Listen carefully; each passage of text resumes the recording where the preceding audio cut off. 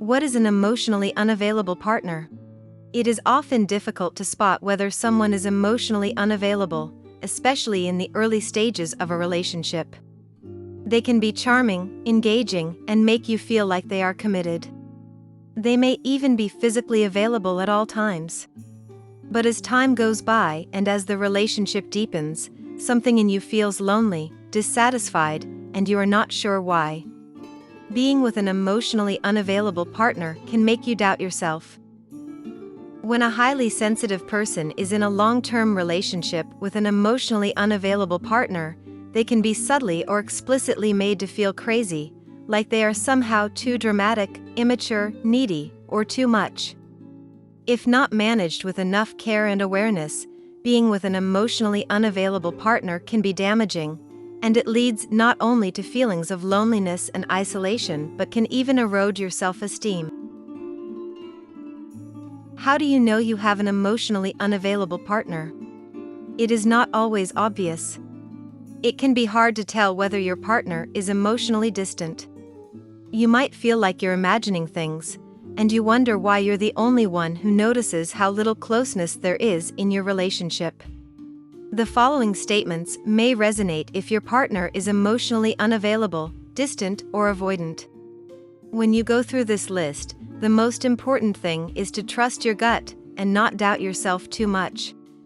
It is not wrong to feel upset, angry, or resentful. Being honest with how you feel is the first step to making any positive changes. If you have an emotionally unavailable, emotionally distant, or avoidant partner, you might be aware of it. They hardly share how they feel with you. Whenever you ask them how they are, they always say they are fine, or okay, even when they are not. It takes a long time to get to know them, their feelings, and their past stories, especially their childhood experience. They turn everything into a joke, especially when you are showing emotions or if the subject is difficult for them. When you bring up a disagreement or raise a potential conflict, an emotionally unavailable partner may distance themselves, withdraw, or counterattack, rather than connect with you to resolve the conflict. They make jokes about how crazy or too sensitive you are. They may even suggest you should seek professional help for being too emotional. When you talk about something intimate or express a deep feeling, they do not give a personal response but a quote from a theory, a book, or a famous saying from someone else. They may try to make you feel guilty for wanting more emotional connection than they are willing to give. They are passive and withdrawn.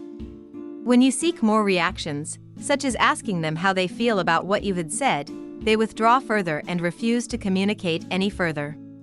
When you share something in more depth, they seem to check out or have to distract themselves. You have to ask yourself, are they there with you, or are they waiting for you to finish? They try to make up for the lack of emotional intimacy by showering you with physical attention, elaborate dates, expensive gifts, etc. When you express feeling emotionally alone, they may blame you for being demanding or ungrateful.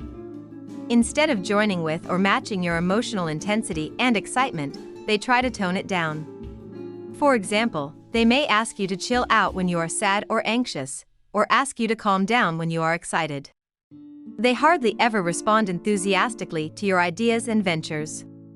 When you bring a new idea to them, they act as a critic, albeit a well-meaning one, rather than an equal who joins your enthusiasm as a partner. They avoid talking about their childhood or act defensively if you ask about it. They may insist it was good or say they cannot remember anything. Types of emotionally unavailable partners. The following archetypes describe in more detail what an emotionally unavailable partner looks or feels like to be with. It is not that your partner must fall into one or the other category. This is simply a framework to organize information. The reality is, of course, always much more complex. Type number 1. The emotionally unavailable jester. They turn everything into a joke. An emotionally unavailable partner that acts as a jester tends to see themselves as being humorous and optimistic. You might notice that whenever you show emotions that they cannot handle, they would turn what you say into a joke or make light of the subject. When you confront them, They may defend themselves by insisting that they are a positive person and are trying to cheer you up. If you continue to show emotions that goes beyond what they can tolerate, they may drop off communicating or act passive-aggressively, such as giving you a cold shoulder, not responding to your messages, stonewalling. They may even blame you for bringing them down and making them depressed with your emotions. An emotionally unavailable partner may avoid any topic that is relational and keep the conversation on topics that are on the surface level, like how great the football game is, how fun the party was, or issues in the wider world such as politics. When you ask them questions about deeper feelings, they give a vague response or avoid it altogether. They cannot tell you how they feel about themselves or the relationship when it is appropriate. They may feel that if they were to do so, it would make them appear more sensitive than they want to appear, which runs contrary to their self-image of being strong and stoic at all times. As an intuitive person, you cannot help but pick up some of their feelings such as anger and frustration, but at the same time, they are not able to face it themselves or to engage in a healthy discussion. Your sharp intuition may even be too threatening for them, leading them to reject your input even when they most need it. Type number 2, the emotionally unavailable fixer. They always try to solve your problem. Another telling sign that someone might be emotionally unavailable is that they always try to jump in and solve your problem. This comes from a discomfort with their own emotions, the need to control and to stay in control, or the unconscious expectation on themselves to make everyone around happy. If they had been parentified, were or are in a codependent relationship with their parents, they may feel on some level that you being upset means they have failed. When you are upset in big and small ways, even when it has nothing to do with them or something as minor as complaining about a dish in a restaurant, they may feel offended. Then, to make their discomfort go away, they are quick to shut down your emotions or expressions. When you are upset, instead of listening to what you have to say, they just go right in with their suggestions. In a way, it can feel like your partner is always trying to change you into someone else, someone more easygoing, more chill out, more simple. It can feel sometimes like their only interest is in making your life more comfortable and less stressful for them, not in the growth or development of you as an individual with a unique personality and needs. It may be obvious how their abusive or overbearing parents have an impact on them. However, when you try to show your concerns, your partner might get angry and tell you that it isn't any of your business that goes on between them and their parents, or they might stay quiet and avoid the conversation altogether. They may even try to convince you that those childhood experiences were actually wonderful and there's no reason for them to change the way they act now. Frustrating as it is, it's important to remember that your partner has spent most of their life learning how to interact with people in ways that allow them to protect themselves. This is a topic best addressed not by direct confrontation but by a slow and collaborative process. Type number 3. The emotionally unavailable counselor. They are spiritually bypassing. Contrary to common beliefs, not all emotionally unavailable partners come across as rational and cold. Some people can appear very warm, kind and generous, but are actually distant. They may be the helper amongst family and friends, and the one everyone considers to be patient and generous, but when you actually try to take the closeness to another level with them, you hit a wall. This may be because they have engaged in something called spiritual bypassing. Spiritual bypassing is a defense mechanism that stops people from looking at themselves. It occurs when someone evades uncomfortable feelings such as anger and shame, and the darker sides of themselves through adopting spiritual beliefs and practices, without actually embodying wisdom. It is an emotional band-aid. We put on spiritual platitudes to make ourselves feel better about our lives, so we don't have to deal with the deeper issues underneath. Your partner might have used spirituality as a way of suppressing their shadows. They may deny the fact that they, too, have the human capacity to be angry, violent, jealous, or destructive. They think of themselves as a mature, advanced person when what they do is shove a big part of their psyche into the unconscious. Their darker sides do inevitably come out in destructive ways, such as passive-aggressive behaviors, a demeaning manner, or other subtle ways that hurt themselves and others without them realizing. Your partner may see themselves as being kind and considerate. Thus, they are not likely to explicitly invalidate you, and perhaps they do listen to you and are there when you need to speak with them. Their friends love their company and always go to them when they have a problem. But as someone who is the closest to them, who is the most intimate with them, you feel on some level something is missing. On the deepest level, you do not feel they are really there with you. Although they do not admit it on the surface, deep down they think of themselves as being superior to others. As a result, they are condescending in their manner. However, this is not often obvious. You may only feel a sense of being talked down to very subtly, but your sense of self is eroded as time passes. When you go to them with something that upsets you, they may respond with some kind of high-level, esoteric concepts, rationalization, or some kind of self-help wisdom. Really, however, they do not express what they think or how they feel. It may also be that their reaction is incongruent with what the situation calls for. For example, you may tell them about a sad and disturbing incident, and instead of having a natural, organic and spontaneous aversive reaction, they justify away grievances with truisms such as "that's life," or "changes is the only constant."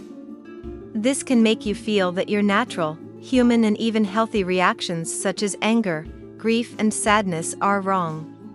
It can be difficult to put your finger on what is happening because they seem so nice on the surface, but there is a deep disconnect inside.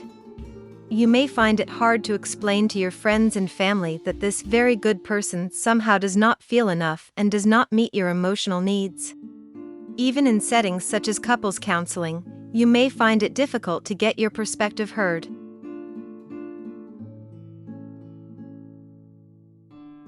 Type number 4, the emotionally unavailable teacher. They lack energy and are never excited.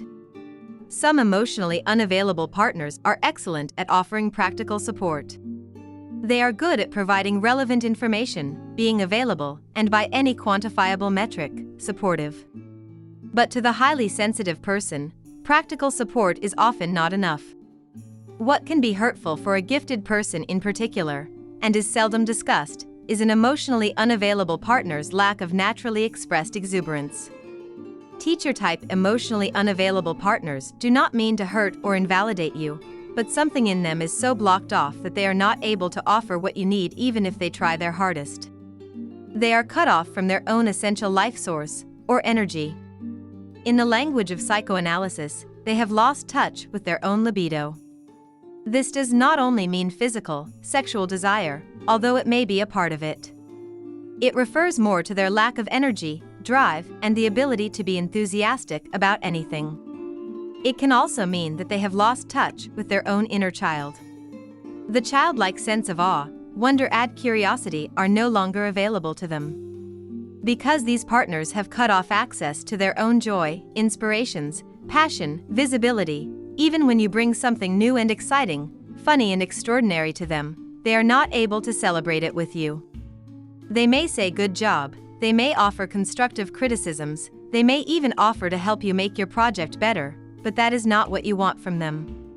The part of you that wants to be met with intellectual excitement, genuine curiosity, and excitement is not met. Perhaps you feel like you are talking to a judge, someone impartial and distant, but not a true friend or someone intimate with you and are ready to go on a venture with you. Your partner may also be feeling stagnated and stuck in their lives. So when you show them your creative ventures, they feel exposed. It is too painful to see you thriving when deep down they know they are oppressing their own. If they are not ready to face their own denial, they would not have the ability to wholeheartedly support you. Eventually, you may become afraid or ashamed of showing them your ideas or your creative work. You worry that you would walk away from an interaction feeling you are somehow being silly, childish, and unrealistic.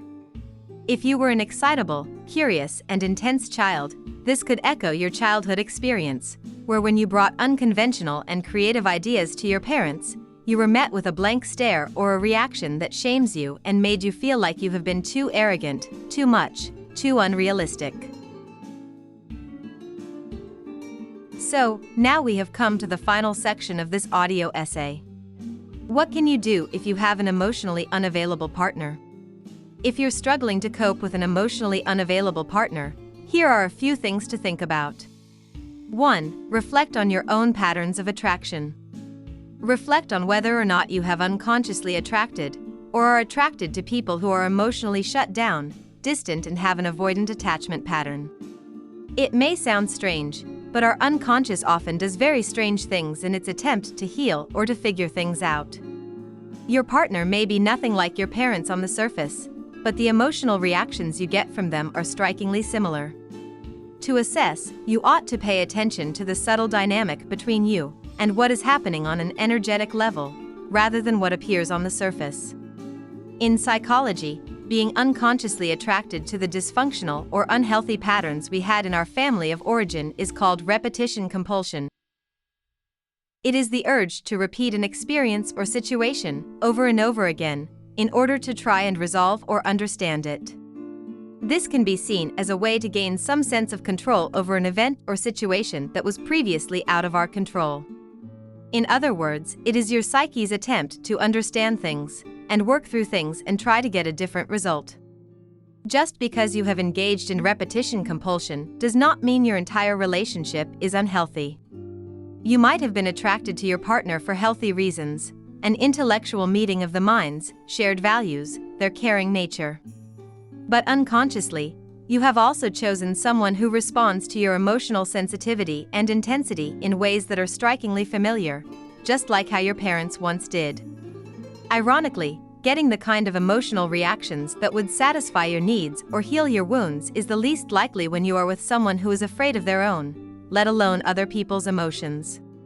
Reflecting on your own attraction patterns and the possibility that you have engaged in repetition compulsion does not mean the relationship has to end or that you blame yourself. Gaining self-understanding means you can have a more balanced view of the relationship. It also allows you to take responsibility for your contribution in any dysfunctional dynamics, which sets a strong foundation for improving the relationship moving forward. 2. Seeing their vulnerability and summoning compassion. You probably know this already, but even emotionally unavailable partners can hurt us deeply. They are not doing it maliciously. They may love you with all that they have, but what they have do not meet your need as a highly sensitive, empathic, and emotionally intense person. They are emotionally afraid, mostly of their own feelings. Building a wall between themselves and you is the only way they know to protect themselves from being overwhelmed. Although this is often unproductive and dysfunctional, they do not know any better, and as it stands now, they do not have the strength to step outside of their comfort zone. It could be because they once had a controlling mother who engulfed them. It could also be that they grew up in an emotionally shut-down family, so they never got to learn how to express true empathy and be with another person without distancing or intellectualizing. It could be that they have been hurt or betrayed by someone they loved and trusted. Maybe like you, they were also intellectually curious and emotionally excitable, but they were shamed so much as a child and teenager that they have done everything they can to deny that part of themselves. Instead, they wear a stoic suit to feel safe and concealed in the world. They may also be on the autistic spectrum, but that was never investigated or understood. It can be hard to have compassion for someone who doesn't seem to want to connect with you. However, it's important to not take their reactions to you personally. An emotionally distant partner is someone who does not have access to their own emotions, and therefore cannot share them with you. In other words, they are not trying to hide things from you, but they cannot give what they don't have. They may feel empty on the inside, or they worry about saying the wrong things, so would rather be quiet and avoidant. If they have experienced a lot of people, both friends, partners, and family members, attacking them for being emotionally shut down but are not able to do anything about it, they may become extremely sensitized to people's criticism of their avoidance. This results in a bad cycle in which whenever you express your needs, they feel like you are attacking them or putting pressure on them. In order to regain a sense of control, they then shut down even more or counterattack you for being needy, which results in you feeling furthermore unloved and hurt. If you're each on opposite ends of the emotional expression spectrum, then it's likely you're pushing the other person further in the direction that hurts you most. I would encourage you to see if you can acknowledge how your coping strategy of pushing for emotional connection is actually pushing them away. If you're willing to go first in breaking this gridlock, you might tell them that you can see how your push for emotional closeness is overwhelming to them and that it must be difficult and overwhelming to have you respond in this way. You can ask them what it's like for them. You can see if you can learn more about their responses. Although this does not mean the push and pull will stop happening, open communication is a great start to finding a rhythm that suits both of you. It may also help if you are able to see through their stoic facade and into their inner child. Despite appearing strong and unemotional, there is an inner child in them that is hurting. Then, you may wish to connect to them from that perspective. If you can see their childhood wounds and their fragility, you may be more able to summon compassion for them. Whatever it is that they have led you to feel lonely, rejected, self-doubting, are likely what they are feeling, or had been made to feel at some point in their lives. They could not help but make other people feel what they had once felt, but they did not mean to hurt you.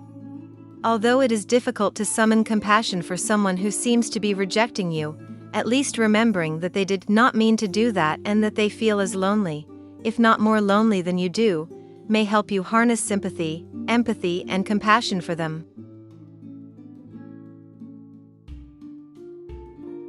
3. Explore options within the relationship. As a highly sensitive person, it is particularly difficult to be consistently hitting a wall when you want intimacy, or being treated with passivity and defensiveness when all that you want is to connect.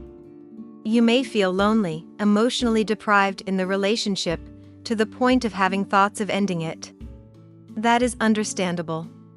However, just because someone is currently emotionally unavailable does not mean you need to end the relationship. If there are many other redeeming qualities to the relationship, such as the fact that you know you love each other, a long shared history, or common interests, you may owe yourself and the other person the efforts to try and work on the relationship. Couples counseling, open communication, or specific skills such as nonviolent communication (NVC) can be some good starting points. If you can go into the conversation not with an attacking stance, and make it clear that your main intention is not to complain, accuse, or make demands, your partner may be more receptive. Although you may be reluctant to, at the beginning it can be useful to give them very specific directions on what to say or do.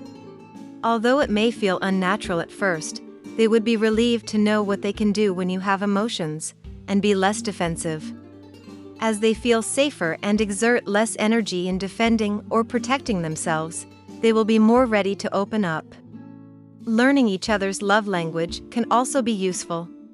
According to Dr. Gary Chapman, the 5 love languages are words of affirmation, quality time, receiving gifts, acts of service, and physical touch. But you can expand on this or find your own way of phrasing how you and your partner give and receive love. Instead of words of support or a romantic gesture, offering practical support, being available and making time for you may be their way of showing love. As much as you can, learn to hear and see your partner's love language and appreciate them for what they are, rather than trying to twist their love languages into what you want. Clearly, however, changes on a relationship level require the efforts and commitment of 2 people. There is little you can do if they insist that there is nothing they can or need to do. If they continue to refuse to see this as a relational issue but instead scapegoat you for being the problematic one, you may need to reevaluate if it is possible to stay in this relationship without losing your sense of self and confidence.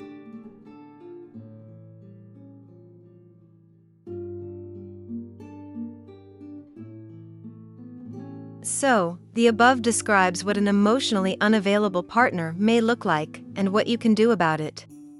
Being emotionally sensitive means you have a need for deep connection. Meaningful and emotional conversation might be your primary love language. Therefore, being with someone emotionally unavailable can be frustrating and wounding. It can even erode your sense of self and self-confidence. Therefore, it is important to be mindful of the signs that your partner may be emotionally unavailable. If you do find yourself in a relationship with someone who is not able to give you the love and support you need, it is important to take care of yourself first and foremost. Remember that you are worthy of love and deserve to be with someone who can meet your needs. Equally, you may be able to work on the relationship with an emotionally unavailable partner. Approach your partner with compassion to learn to see their vulnerabilities and needs. Remember that it's nobody's fault. Try to be honest about your own needs and desires, without imposing unrealistic standards and expectations. There are no clear-cut answers to whether or not or how much you should invest into a relationship with someone who is struggling with being emotionally available. But as long as you bring in your fullest integrity, and the intention to find a path that is the best for the both of you, answers and the best next step forward will naturally emerge. I wish you well on your journey to find love, connection, and growth. Hey, thank you so much for listening to this audio essay. I hope it's useful. If you are interested in topics about being in a relationship as a highly sensitive person, I think you would really benefit from this another essay about the fear of abandonment. Check it out. I'll see you there.